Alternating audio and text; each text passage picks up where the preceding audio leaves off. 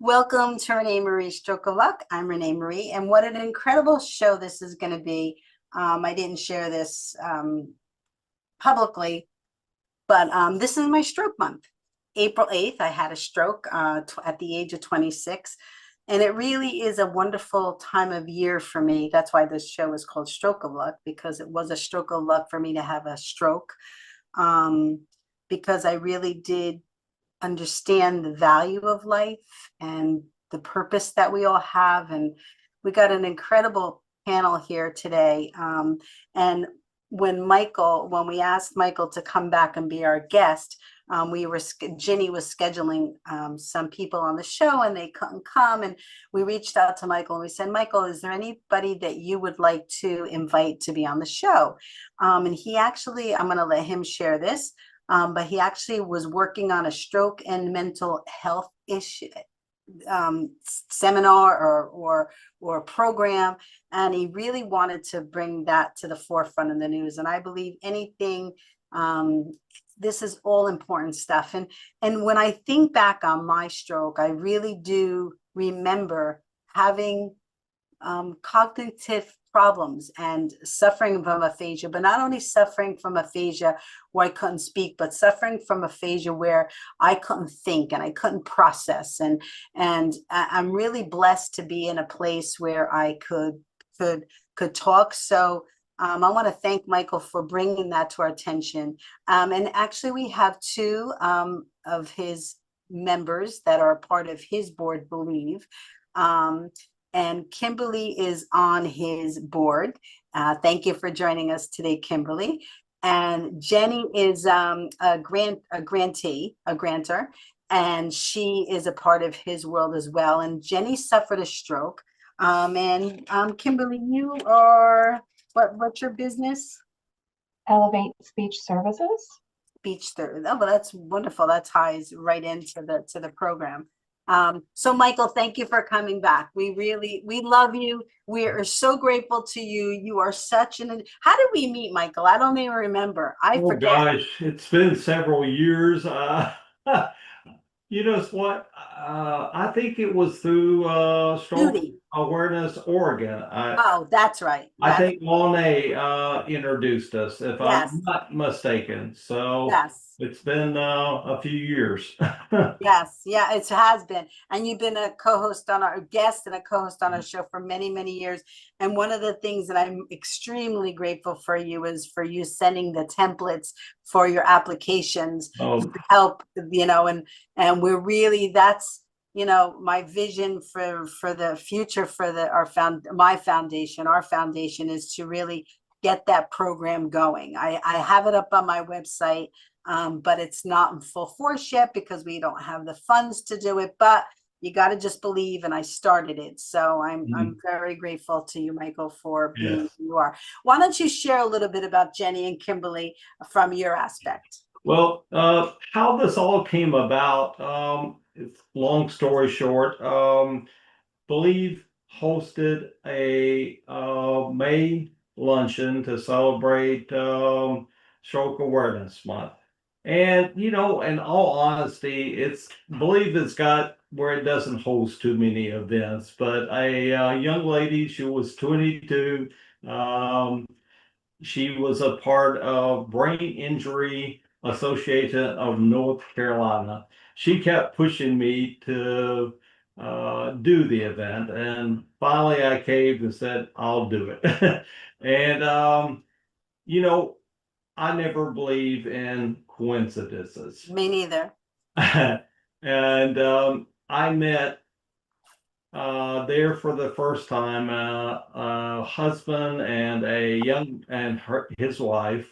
They were both, the husband had aphasia, and his wife was very concerned about him. And it's the first time I met him.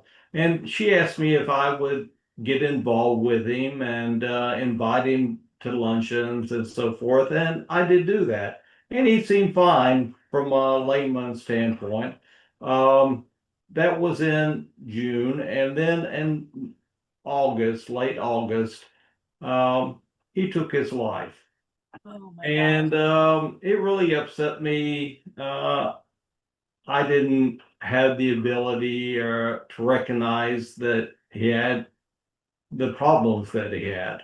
But his wife, whose name is Pamela Hung, she called me a few months later and asked me if there was anything that she could do to honor her husband, Miguel.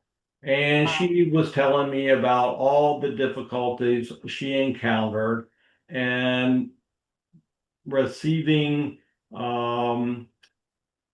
mental health therapy from the different institutes.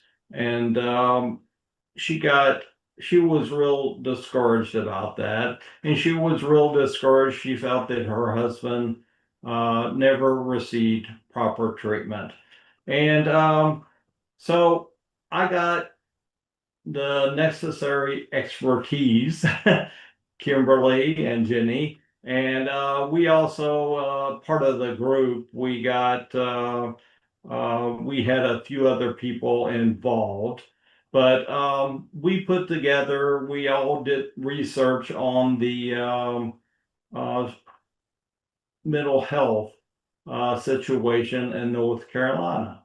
And we all got together after we were finished and realized that we had a very good research. And Wow. he ended up speaking to the North Carolina Stroke Advisory Council. Wow. And we spoke for an hour. And as the president of the council told, he was the president of the First Baptist Hospital in Wake Forest here. He said it was the most powerful presentation ever presented to them in his 2006 tenure. So it was really a powerful presentation, and Kimberly and Jenny were a vital part of that. And I'll let them, they've got an expertise that I don't have. Um, I have Believe. We provided 178 grants so far from Believe, and I checked with each of the grantees, and the only thing that I really noticed, they talk about how many stroke survivors deal with mental health issues. And I was surprised. I just took, it's not scientific, but from the group, I took a survey, and it turned out that 54% of the individuals that we had provided grants to had considered suicide at one time. Wow. And I was real surprised at that. So, you know, I think maybe Jenny or Kimberly will talk about it, but a lot of the stroke survivors that get together for different support groups, they talk about we're all in this 50, 60, 70 age group, and they talk about that we just felt that we had to deal with it. We didn't need help. We weren't given help. We just felt we had to deal with it. And Kim and Jenny can talk about it a lot better than I can. That's powerful, Michael. It's powerful that you are the channel for all this information that's going out. You know, you see something that is bothering you, it comes to your attention, it's bothering you, which that would have affected me as well. And you did something about it. Oh my gosh, that's so incredible. You know, I have so many questions running through my brain. Kimberly, you know what, can we just take 1 second? I want them to introduce themselves a little bit so that our audience could get to know them a little bit more. Jenny, I knew you suffered a stroke. Why don't you go first and just tell us briefly, and then we'll get into the conversation about that presentation that you guys made, because I really want to make sure that people see it a little bit. And do you guys have it posted anywhere? Like, do you that we could share with people to go to if they should need it? Because that's some powerful stuff. So go ahead, Jenny. Thank you. So I'm a clinical psychologist. I got my PhD here in Durham at Duke University. My first career was actually as a CNA working with stroke patients. So that's Wow. kind of ironic. Yep. My very first patient that I ever worked with in the hospital system had had multiple strokes. And so I've been in the healthcare system for like 30 years now. And then I went and got my undergraduate and graduate school PhD, was working full time as a therapist. And then all of a sudden in 2021, in the middle of the night, I didn't have any risk factors. I didn't drink or smoke or any of that stuff. I had no risk factors. I had a vertebral artery dissection. And in the middle of the night, I had a stroke. What was the cause of it? Could you just share that a little bit more in detail? A vertebral artery dissection. So my vertebral artery had been kind of sliced open by Oh, my vertebrae. And oh, typically that can happen as a result of like a car accident or even sneezing the wrong way. They really aren't sure what happens to cause them 100% of the time. But with wow. scans, so it took me a long time to get help because I was like, I'm too young, I have no risk factors, I didn't know I was having a stroke. Yeah, So I yeah, think it took about 8 hours for me to finally break down and call the hospital, which was too late to do much. But when I got to the hospital, the scans showed that I had this like major area of a blood clot that had kind of shattered and gone to 7 different parts of my brain. So my stroke was very complicated, but I've made a lot of recovery, and I can say that I wouldn't be where I am today without Michael and Kim at the Believe Foundation because they've helped me so much. But that's like the overview of my story. oh, that's incredible. You know, the fact that you were caring for stroke patients, helping them, and all of a sudden you suffer one, you could really understand the back end, you Yeah. know, of how it feels, especially with this mental crisis, you know, that's incredible. Kimberly, let's give our audience a little bit about your story as well. Sure. My name's Kim Barate, and I am a speech therapist for adults. A lot of 95% of speech therapists focus on either kids or kind of the outpatient where they do a little bit of both. I've only specialized in adult neurogenic care my entire career. So I've been a speech therapist for over 20 years now, and 7 years in, I was actually diagnosed with a benign brain tumor Oh, wow. and had surgery, had to go for speech and PT and OT and vestibular. So been through the rehab process myself and can really understand where people are coming from, my clients. Right. So It's that's kind of important. I mean, I can't tell you that how many seminars and people I've met, and you know that are doctors and therapists, and but and they give a presentation without trying to understand how it feels. That's one of my biggest things is, you know, when we talk about it, is, you know, how it feels to suffer a stroke. And this mental health issue, you know, situation or topic is really important because that's the unseen part of it. People don't know how it feels. Yes, they're doctors and they do a wonderful thing, but to I think that the health industry, and you both could share a little bit more on this, is really navigating towards inclusive the families into the conversations about recovery or someone in the hospital. I remember my father was in the hospital. Every morning they had a discussion, a topic, a group topic about his situation, his care, and they included the family in that so that we could give our perspective into it because we know them better than they did. So I think that's really important to that missing piece that people in the medical field are getting more inclined to include us in that. That's not like this is the way, that's it, you know. It's really very important. So thank you, Kimberly, for sharing that. That's really, really important.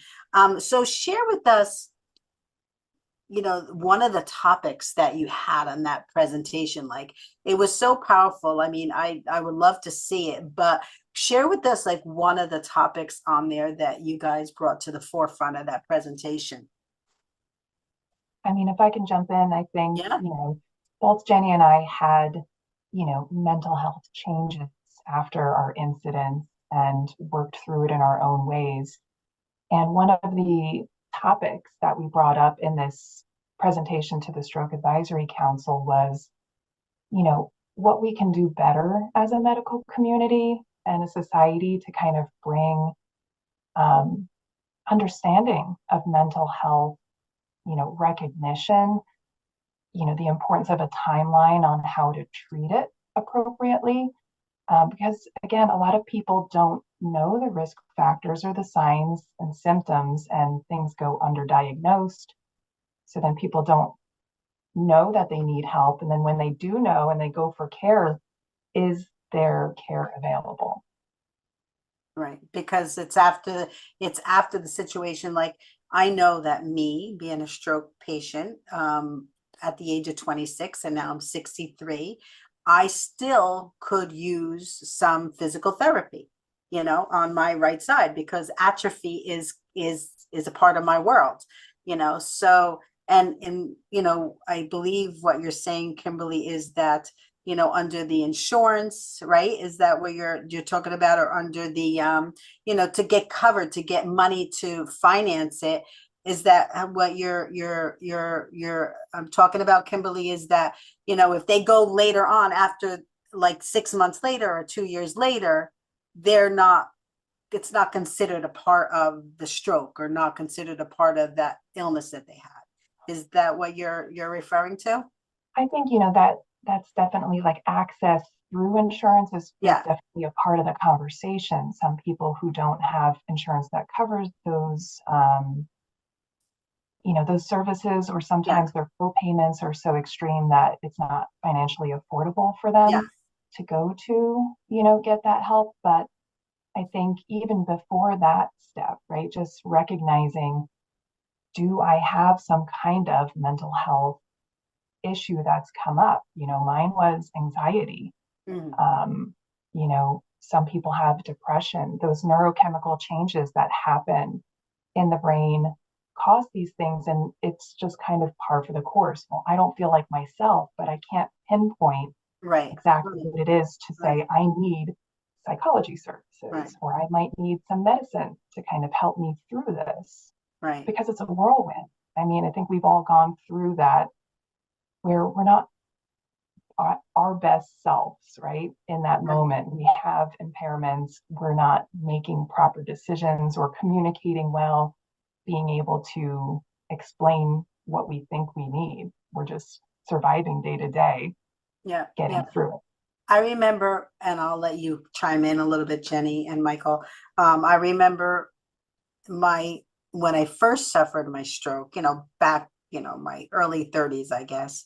I was your brain gets scrambled when you have a stroke, and it really needs to defragment itself. You really need help in defragmenting your brain, and how people, and I know that my speech therapist, my doctors, my physical therapist, they were going through the procedures to do it, but nobody was touching on my brain, and it wasn't until my sister, who knew me, right? The family that plays a big part in your recovery, because they know you best, they know you different than you were prior, that she said, you need help, you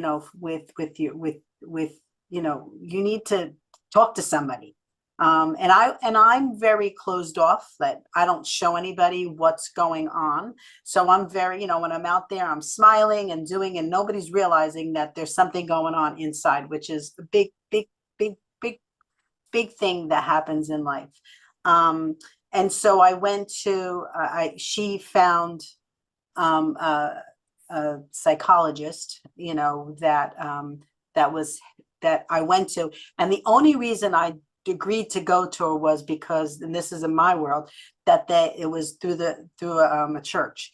And when I went, I prayed. So that was the connection that got me into it. So there are different ways to get people to agree or to want help, because we don't understand that we need help, like Kimberly said, right? We don't understand that we need help because we're thinking we're fine, we're fine, so that was the connection. So I hope that people realize that, if you're a sports player, then go to a coach, that's a doctor. I'm just saying, like, trying to connect the dots to people so that they get the help that they need.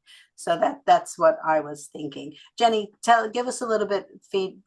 Jenny, in. Jenny, if you don't mind, I like to preface some of Yeah. and get your expertise a little bit.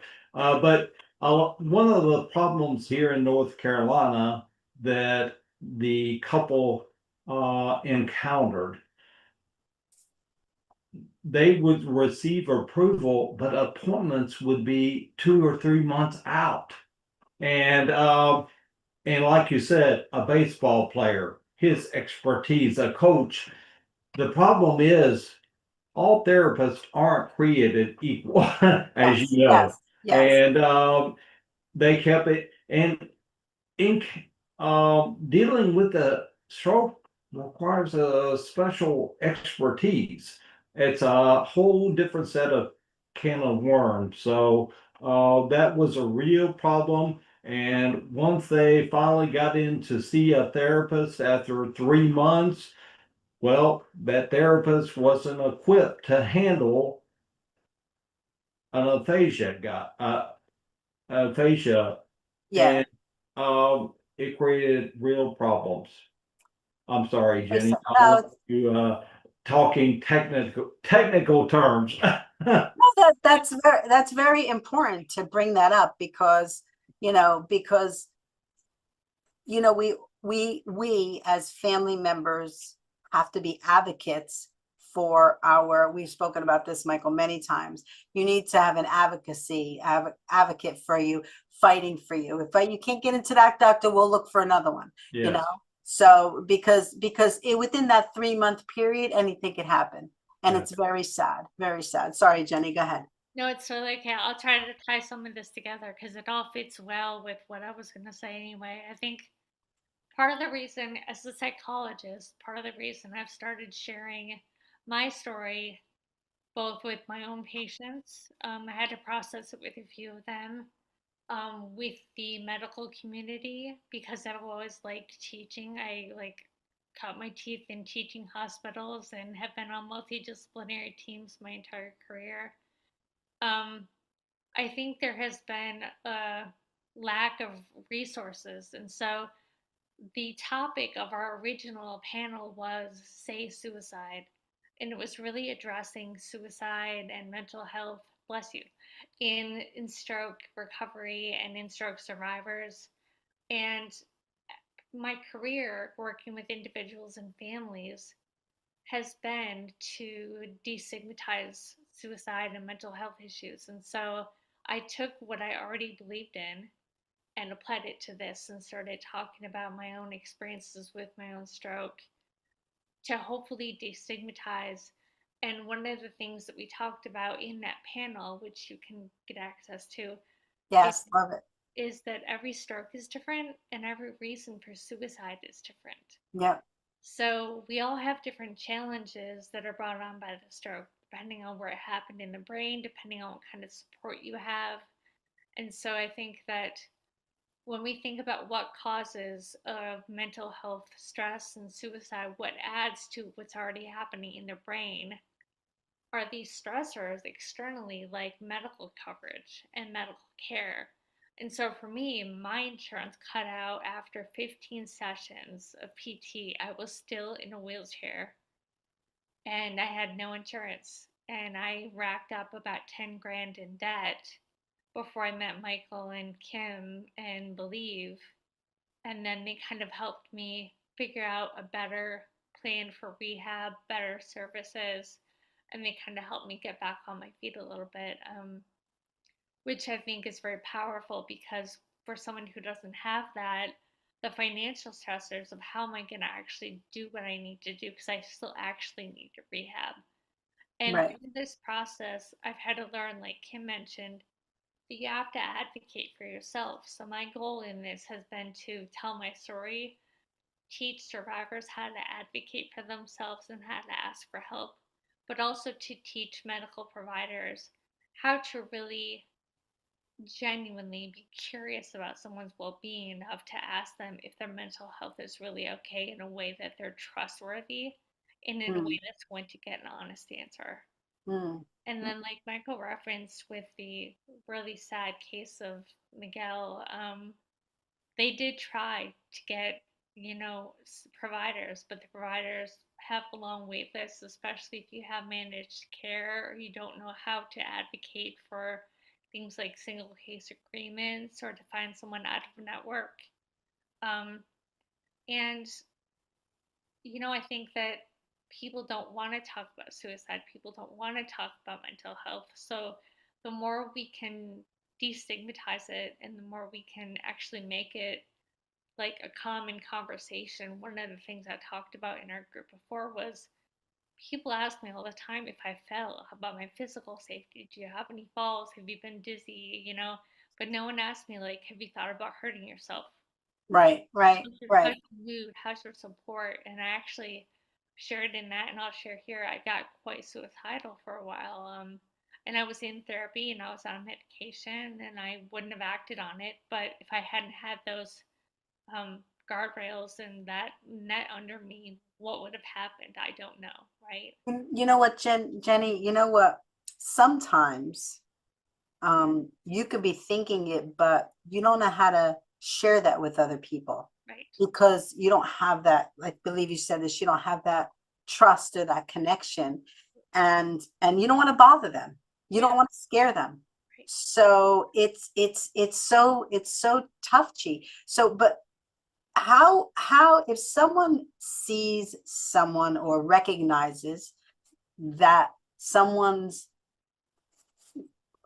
could be suicide. I mean, what let me I have another question before I ask that question. So what are some of the signs that people should look for for somebody that could be um thinking about suicide? What are some of those signs that and then my second question, which I was going to ask us, and what should they do about it? Yeah. What should people do about it? Those are really very important questions.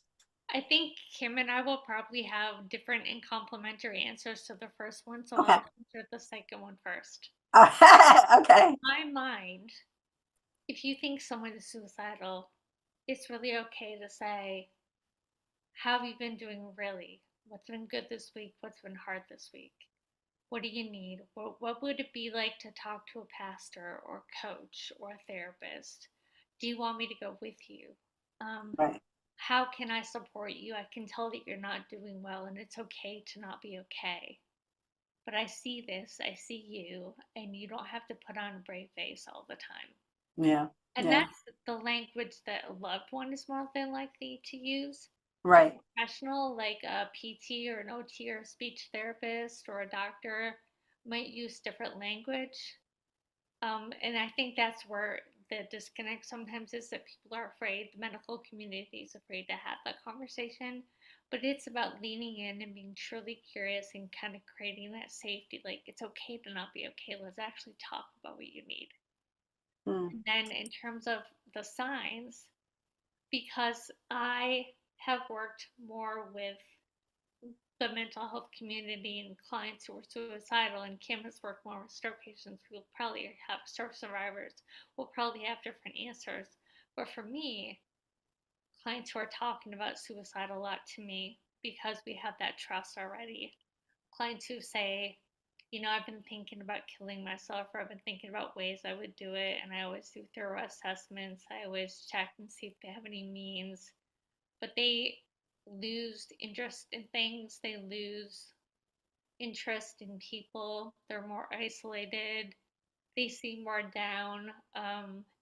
They may make some passive attempts. They may like take a handful of pills and let someone find them, or kind of reach out for help in odd ways that don't make sense. So for me in my career, which has not been treating stroke survivors, Right, right. it plays out differently than it might in a stroke survivor, which Kim would probably see differently.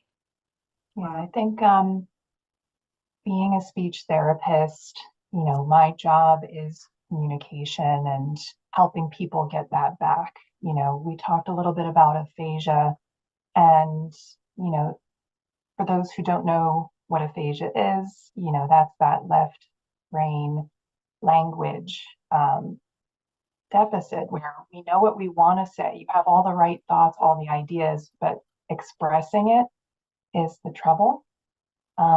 There's equal and opposing difficulties with right brain stroke survivors as well, just in initiation, and the way that they might be perceiving what they're saying, and is that really being picked up? So I do a lot of counseling in the work that I do because people feel comfortable communicating in my sessions. Right. And we do get to the nitty gritty of, hey, what is the purpose now? Like what are we working towards, and what keeps you interested? What are some things that you can find motivating during the day to get you feeling back to yourself, even with the things that we're working in and towards? And so identifying in that, like a safe space, like Jenny said, family members will probably notice things more than a medical professional, but that doesn't mean that the medical professional shouldn't ask. Right. And maybe the family doesn't know. Maybe they just think, well, he's not initiating, they're not doing things that they used to do. That's just the stroke, when it in fact is the mental health piece. So I think it's really important to talk about, community-based education for these symptoms, lack of interest, low motivation, just changes in general. There's a mnemonic, and I don't know what it is right now, but maybe we can share that with your viewers later, for those signs and symptoms to look out for. But I think one of the things that we shared with our previous presentation was the time frame, right? The time frame, 6 months post to 2 years post is Wow, that's generally important stuff.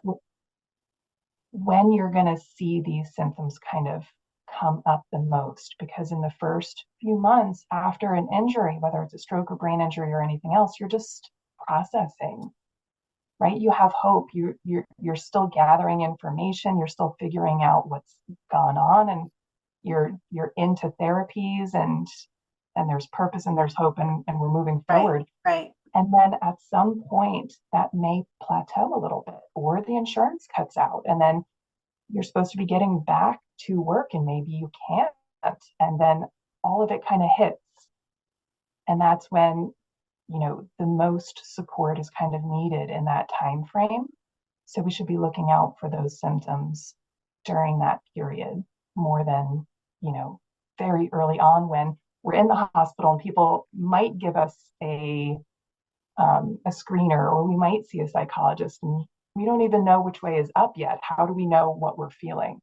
Yeah, I mean, when dust settles and we get home, that's when those assessments should be given. Yeah, that's what I was going to say, because, what I was an ambassador for stroke patients at the hospital, Valley Hospital.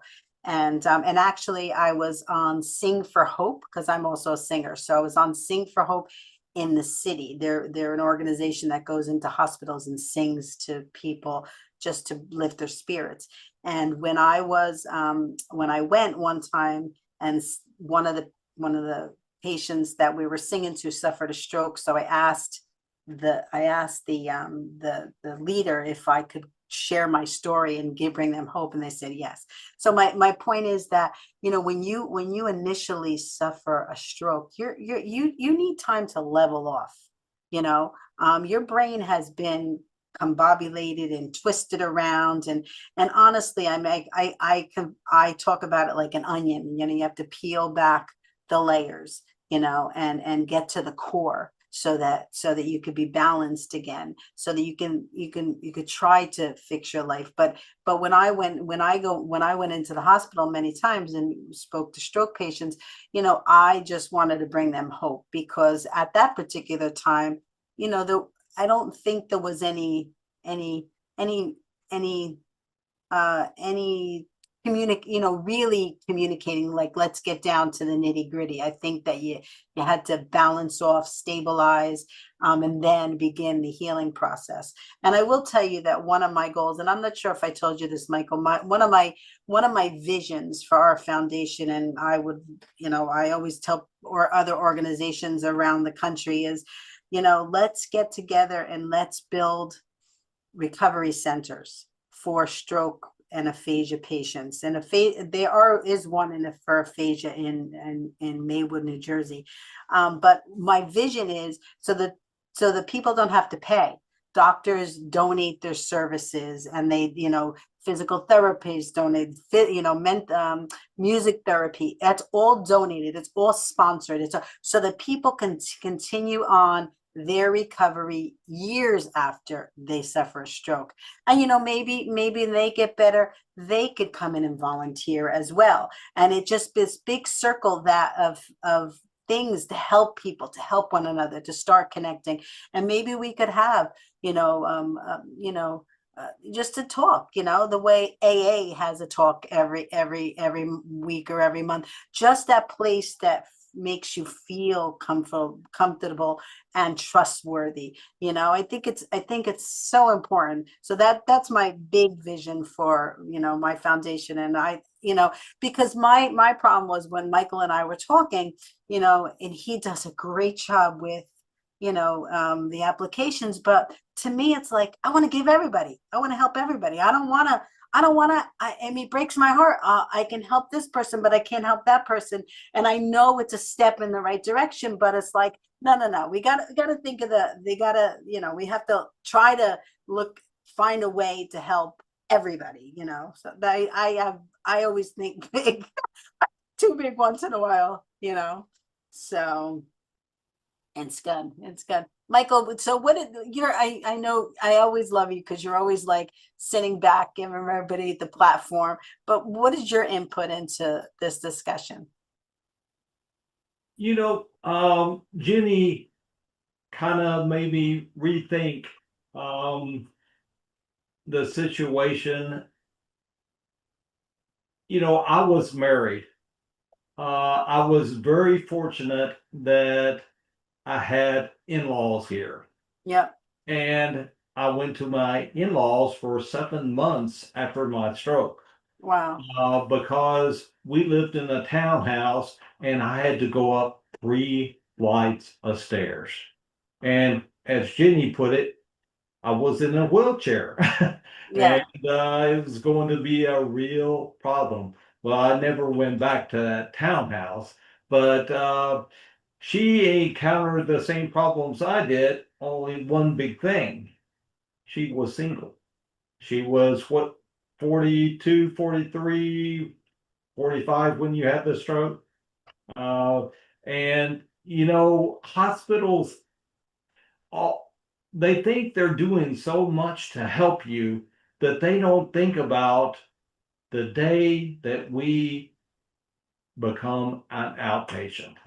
Yep. And all that we endure. And I think that's where it starts.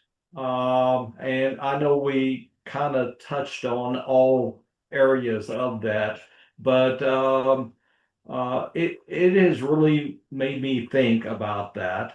And I know Jenny was in a second floor apartment as well, and she was single, and I don't think she had family that lived here. So I'm speaking for her, but I really it's interesting. I think that our discussion presentation here has opened some people's eyes to the fact that more stroke survivors need to be involved in new even hospital processes Mhm. that involve strokes. Mhm. And they recognize that so many of the processes that they put in place, they make mistakes. They don't even check with a survivor on what some of the processes should be. But I'm not absolutely positive what will come out of the presentation we made, but I hope it's very positive. And I was selected to the North Carolina board of the Stroke Advisory Council. Wow, And that's incredible. I am the first stroke survivor ever placed on the board. And That's so incredible. I'm looking at that very positively. You know, a while ago, I don't know if you know this, Michael, many years ago, I had submitted a letter to the President of the United States many years ago.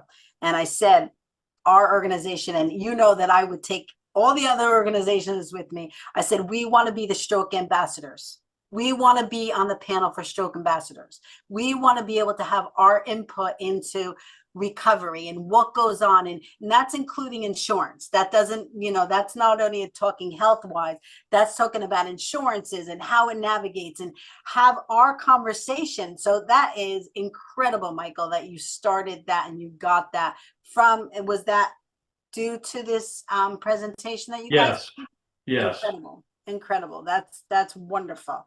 We're so proud of you to you. Yeah, And they have a, I was going to say they have a great logical businessman thinking about it. You're not going to go in and say like, we want to do this. No, you're going to think about the whole process and really think about the ins and the outs yes. and weigh, and you know, a businessman. So that's Yeah. incredible. But I was kind of just the conduit. Those guys were the expertise, so I didn't deliver what they did. In fact, when Jenny spoke, uh, there wasn't hardly a dry eye in the place. So there was lots of tears between Miguel Hung, his wife, speaking for a few minutes, and um, Jenny also being a stroke survivor. And while she endured, and as a clinical psychologist, her expertise before before she was a stroke survivor and after being it. So. Wow, that's incredible. So I want to ask Ginny, what did you do being a single parent, a single woman that suffered a stroke living on the second floor? And who did you reach out to? Who helped you? That is a really great question. I got lucky there too. Lucky and not lucky. I had fortunately been saving up for a down payment on a house. Hmm, So that money's gone now, but I was able to, I had to move 3 times, but I was able to move to a first floor apartment. And then my brother put together a list of friends to come stay with me for a month at a time. wow. And so I had people stay with me, friends fly in and kind of just hang out at my apartment and stay with me for about 6 months. And they Wow. drove me to rehab twice a week and kind of helped me cook and do things I couldn't do for myself. So I feel very fortunate with that. Yeah. And then when I was able to finally walk again and be strong enough again, I'm now back on the third floor, which is great. It's good exercise, right? You know, you're stable now and you're like, I'm gonna make those steps. You know, do you have an elevator in the building when you're tired? Nope, No? nope. That's good. That's good. It pushes us. We have, and that's really important. Like I've had programs where, you know, exercise and keeping your body moving and stuff like that is really a big part of recovery. It's a Yeah. big part of recovery. So, Kimberly, did you have any input into what we're talking about? I mean, I think, you know, if I can give one last message, what I Yes. see frequently in my clients, I also run a support group for people with aphasia. is that even if people know themselves that they are struggling with mental health issues, they don't act on it, or they're hesitant to. They want to tough it out. And I think it's a generational thing more than anything. I think our younger generations post-COVID are a lot more open about mental health and needing to access professionals to get support from. But, you have a stroke or you have a brain injury and you're going to a million doctors and you're being carted around 5 times a week to different appointments, therapies, this, and that. They don't want to add one more thing, right? So my message would be invest in yourself for this healing because Right. it's necessary. And a big message that I send to people is that it's not a sign of weakness, right? This is a neurochemical imbalance that was caused by your injury. Yeah. Complicated then by the emotional ramifications of your life change. You deserve to address this so that your quality of life gets better and you can feel back to yourself and get the care that you need. And, move things along faster than just trying to push through and endure and survive and hope that it passes. There's professionals out there for this. That's what they're for. And yes, finding one takes some time. So be patient. And if the first person doesn't do it for you, move on and find somebody who you connect with. Yeah. That would be my And message. I want to add that, when someone suffers from a stroke or whatever illness, do your research, do your research, reach out to organizations, say, hey, this doctor's taking care of me. What do you think of him? Do you know any experts in the area? Like get your information. So, and honestly, I mean, we always say that it's not too early to do your homework prior to having something happen to you. Listen to this program so that if something does happen in the future, you can have the information. And you're not going to suffer a stroke by watching a program on strokes, because people sometimes, you have to prepare in life the same way you need to prepare a will, you need to prepare, your documents, you need to, do taxes, you need to do finances, you need to do all that stuff to prepare in life. So it's really important to reach out and to get your ducks in line so that you're ready for anything that comes in your life. And the truth is, it may not happen to you, it may happen to somebody you love. I mean, I don't know what the statistics are about strokes, how many happen. Does anyone know how many strokes happen to each 100 people? Or, I'm just saying, that's, so my point is that it happens to so many people. It happens to so many people, and we really need to have our ducks in line when it happens and to know the signs of a stroke, which is be fast, right? Does anybody want to share what the be fast means? Well, I forgot to tell you the truth what BFAS means. I'll tell you. I'm sure you know exactly what each of the acronyms are. Something, RenéMarie, I kind of concentrate on before BFAST. Mm, Um, that is when the strokes occur. We need to stop that. right. I realize, and it is such a mammoth undertaking, and I don't know if they'll ever do it. But you look at all the reasons that a stroke occurs, and really, that 80% of all strokes are Can be due to prevented. high blood pressure. Um, Somehow we've got to get those people in to seek medical assistance. That if they could seek medical assistance and receive medication, I think so many strokes could be prevented.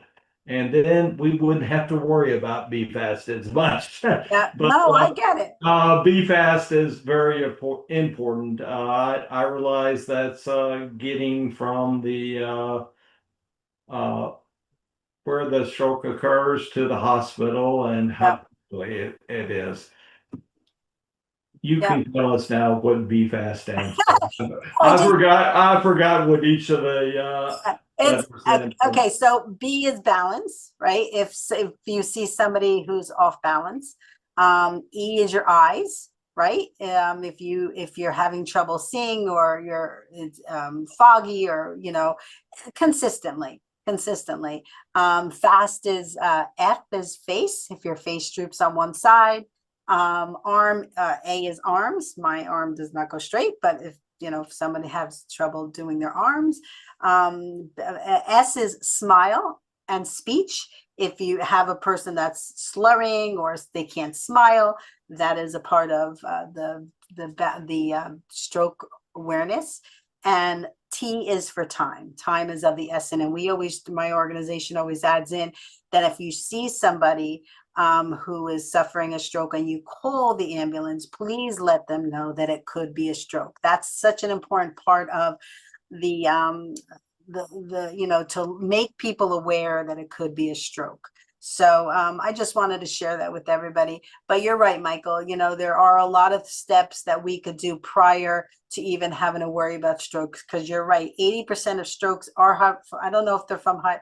I don't know High that's blood pressure. on high blood pressure, but I know 80% of strokes can be prevented if you live Yes. a healthy lifestyle. That's from a doctor's. And the 20%, if it happens, then you need to go get emergency help. But Yes. so we only have a few more minutes, and I promise to give you the opportunity to share what's important to you. Give the elevator speech as to what you want people to take away from this program.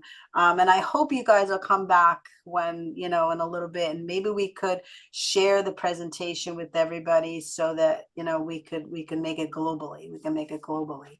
So Well, I'll give praise to both Kimberly and Jenny. Kim is our facilitator for our support group, and she is just awesome. There's no other way to put it. Everybody loves her. She gets, everybody will talk to her. She's absolutely awesome. And Jenny attended our class, I guess about a month ago, and she talked about the pitfalls of a stroke and what you can do to encounter those. wow, it's incredible. So I'm going to let Kimberly give your what you want to share, and then I'll let Jenny. I think I used my elevator speech a little earlier. Yeah. But you did say you wanted to share something. What was it? I forget what you said. You wanted to share what people should look for. I think it was. I forgot. We got so entrenched in our conversation. So we're talking about the acronym for yes. depression. I'll look that up as Jenny goes. Okay, great. Hey, we're live. We're doing this live, and I know Judy, one of my former board members, used to always throw questions at her. She's like, Renee, you didn't prepare me for that. I'm like, but we're live. We're just gonna ask questions. If you can't answer it now, we'll answer it this time. Well, I found it if you want it. Go ahead. So it is SIGICAPS, and I might be saying it wrong. I'm not exactly sure how that is supposed to be pronounced. But S stands for sleep disturbances. These are all signs and symptoms to kind of look out for that could indicate a mental health issue. I is loss of interest. G is guilt. E is decreased energy. C is decreased concentration. A is appetite changes. P is psychomotor agitation, just kind of being irritable a little bit. Wow. And S is suicidal ideations. So you don't need all of those, right? Any one of those changes can indicate changes in mental health that need evaluation and possible treatment. So those are the things that you should look out for. Yeah, and I will tell you that I don't like to take medicines, but And I want to reiterate that, we're not doctors. I'm not a doctor. And please check with your physician, do everything according to what your physician says. But sometimes I found you need to go on some medicine just to level yourself off until you could balance yourself and get yourself to that point. Because sometimes we're off balance and we have to get our bodies to be balanced. Jenny, you could feed into that a little bit and then you could say your elevator speech. I'll talk about medicine and then my elevator speech really quickly. I went off of one of my meds thinking the same thing. Um, I think it's personal for everyone. I didn't Yes. be on medication Yep, either. me neither. But what I found was it didn't work. I got much worse. So last August, I went off of my medication and I pretty much slipped into a very deep depression like I had never Mm, experienced because mm, my brain was different. And I didn't know it would be because they put me on that medication the instant I had the stroke in the hospital. So, or when I got to the hospital. So I didn't expect that. And so I have made the decision to go back on it because I feel better. Um, but my elevator speech would be to survivors of a stroke: acceptance, acceptance, acceptance. And that mm. doesn't mean resignation or giving up. It means, like, okay, this has happened. Now what? Yeah, Um, and if we continue to fight reality and continue to say, oh, this isn't fair, without getting that help, we're just going to plummet our mood even further. And then my elevator speech or pitch to families and loved ones would be to be genuinely curious. Empathy without curiosity is just projection. And so many people want to project who they think the stroke survivor was or how they should be handling it based on how they themselves would handle it, which makes the stroke survivor feel very lonely. mm, So mm. really be curious about what the person is going through, about the changes, and kind of try to partner with them and be on the journey with them. There's no going back. There's only going forward and Yeah, to not give up. So recovery doesn't stop until we do, which is really another important take home. yeah, yeah. Say it again. Say it again. Recovery doesn't. Stop until we do. Yeah, that's a great way to end this show, because that's a good takeaway for people to, like Oprah used to say, what did she say? Like the moment, the verbiage moment, whatever her saying used to be. But that's an important blog, so that people could remember that. So Michael, thank you so much. Thank you so much for joining us today, Kimberly and Jenny. It was really, really, I mean, I couldn't have asked for a better show during my stroke month. My stroke happened on April 8th in 1980. Ay, 1989, I believe it was. So we're, it's and I suffered from it many, many years ago. So it's really, bring it to the forefront of my life again to remind me of why we need to keep pushing forward, not only to, like Michael said, not only to prevent strokes, not only for stroke awareness, but to really bring that on that quiet, unspoken information to everybody about suicides and about mental health is really, really an important piece. So thank you so much. Michael, are you staying for the next show as well? Yes, ma'am. Ashley's waiting for us right now. So thank you so much. We always blow our kisses if you feel comfortable. On 3, 1, 2, 3. Bye, everybody. Have a wonderful day. Have a stroke Yo no alive. sé qué tú piensas, yo no sé lo que haré, yo no sé lo que estoy perdiendo.